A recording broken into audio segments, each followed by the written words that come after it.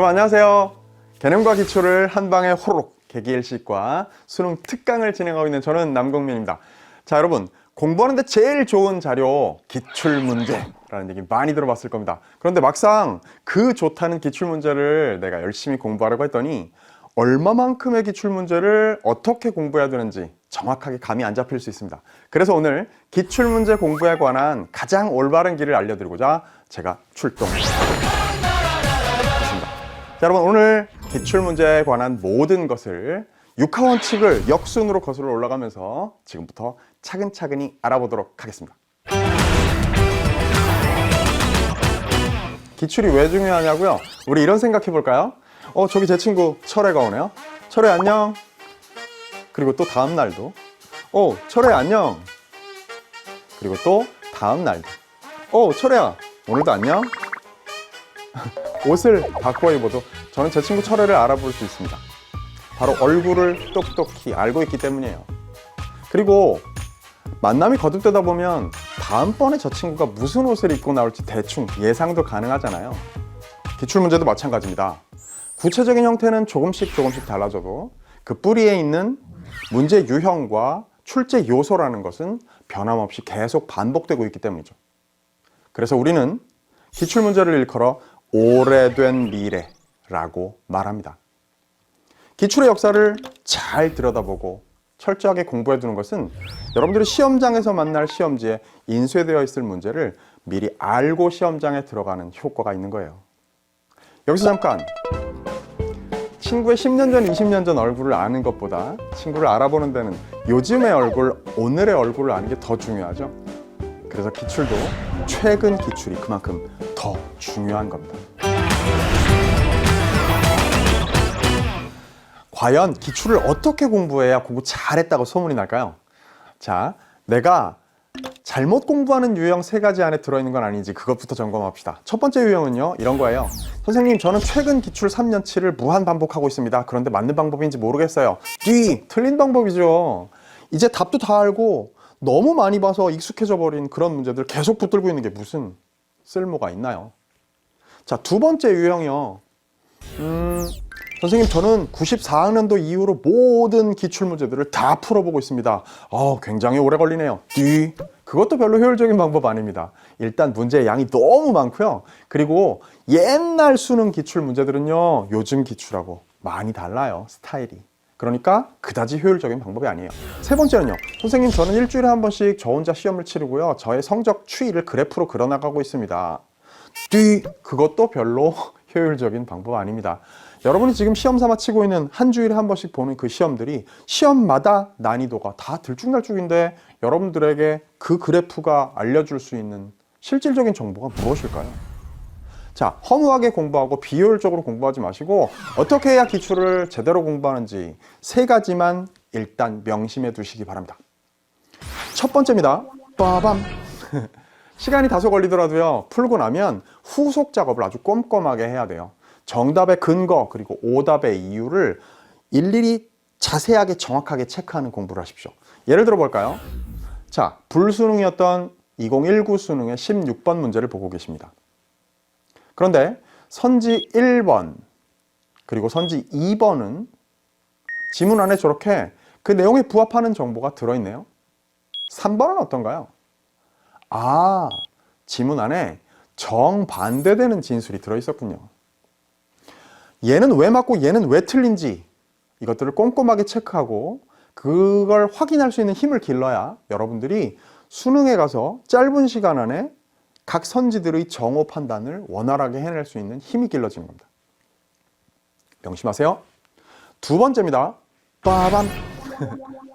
출제의 원리 그리고 방법을 분석해서 출제자의 머리 꼭대기에 앉아있는 공부를 하시기 바랍니다. 예를 들어 봅시다. 홍길동전을 가지고 평가원이 낸 문제를 보고 계십니다. 보기 안에는요, 우리는 보기를 그냥 구성하는 줄 알지만 보기 안에는 저렇게 선지들 5개와 연결되어 있는 연결고리들이 존재해요. 1번, 2번, 그리고 4번과 5번 선지들은 보기와 선지들의 연결이 아주 자연스럽고 매끄럽군요. 그런데 3번은 어떤가요? 보기 안의 내용과 일부러 반대되는 진술로 선지를 구성했죠. 그냥 정답 찾아 헤매지 마시고 출제할 때 이런 방법을 쓰는구나 라는 걸 들여다보는 공부를 하시기 바랍니다.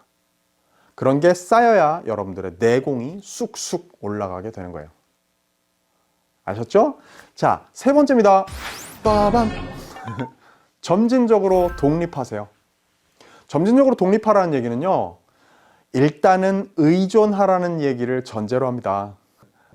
어디에 의존하냐고요?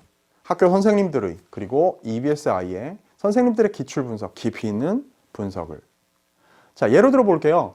2018년에 저렇게 똑같은 문제들이 3번이나 한 해에 출제가 됐네요. 그래요. 현대 소설 세트에선 첫 번째 문제로 저렇게 서술상 특징을 묻는 문제가 출제가 됩니다. 그런데 여러분 눈엔 보이지 않던 것 말씀드려 볼까요? 저 문제들은요, 적절하지 않은 것 하나 고르라는 문제로 나오지 않습니다. 저렇게 반드시 적절한 걸 하나 고르라고 나오죠. 왜 그럴까요? 맞아요. 저 지문, 제시된 소설 지문, 저 안에서 누구도 이의를 제기하지 못할 4개의 적절한 진술을 만들어낸다는 게 실질적으로 거의 불가능하기 때문입니다. 따라서 아주 명백한 정확한 진술 하나를 정답지로 만들고 나머지 4개는 들러리를 서는 어이없는 선지들로 구성되기 마련입니다. 보이시죠? 매번 등장하는 저 어이없는 선지들. 저것들이 왜 들러리를 설 수밖에 없는지를 들어보는 것, 여러분들의 공부의 독립을 위해서 일단 의존해야 할 사례에 해당되겠습니다. EBS-I에는요, 제 강의들을 비롯해서 이렇게 기출을 깊이 있게 다루고 여러분들이 알지 못하던 것까지 속 시원하게 알려드릴 수많은 강의 그리고 교재들이 준비되어 있습니다. 선생님의 시범을 자꾸 흉내내세요. 그러면서 자기의 내공을 기르십시오. 그러고 나면 이제 비로소 기출문제를 다루는 독립을 하십시오. 근데 그때 명심하세요. 시간 안에 풀어내겠다가 중요한 게 아니고요. 더 많은 걸 혼자서도 캐낼 수 있게 그렇게 공부하겠다. 그 생각을 하십시오. 시간 조절 문제요. 그건 3학년 1학기 지나고 여름방학 이후에 몇 달 집중하면 충분히 해결할 수 있습니다. 이해되셨죠? 똑바로 제대로 공부합시다. 구체적으로 기출공부의 대상과 범위는 어떻게 될까요? 1, 2학년은 3월, 6월, 9월, 11월에 전국연합학력평가를 본다는 거 알고 계실 겁니다. 그리고 3학년은요, 시험 더 많이 치르죠. 매해 7차례 시험이 치러집니다. 3월, 4월, 6월, 7월, 9월, 10월, 그리고 11월이에요. 자, 알다시피 3월과 4월, 7월과 10월은 교육청에서 주관하는 전국연합학력평가고요. 그리고 6월과 9월은 평가원이 11월을 예비하기 위한 모의평가를 실시하게 되어 있습니다. 한 해에 이렇게 7차례나 시험을 보니까요. 최근 3년치만 따져도 총 7, 3은 21, 21번의 시험.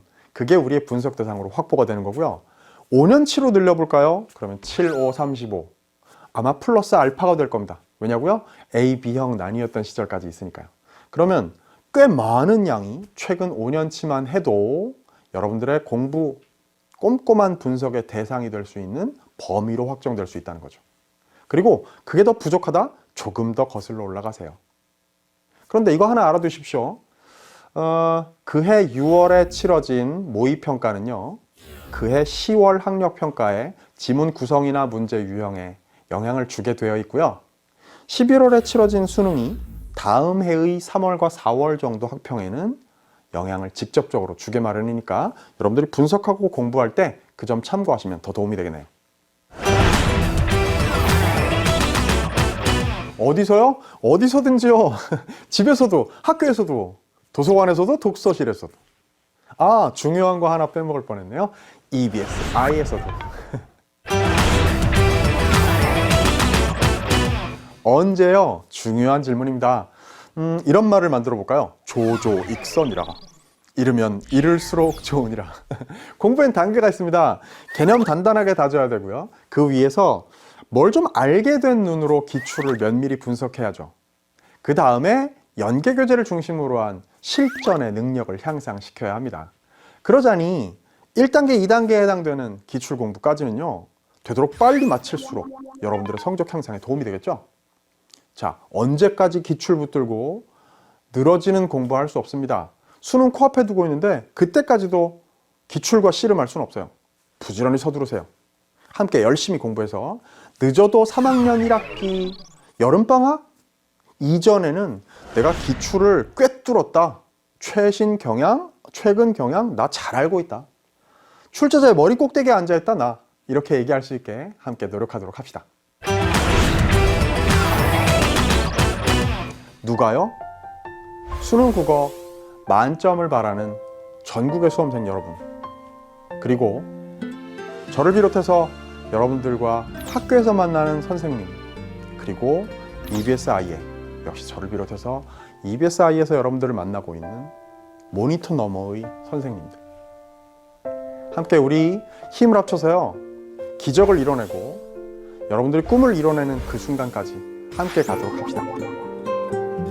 열심히 공부하기 위해서 강의에서 만나죠. 안녕.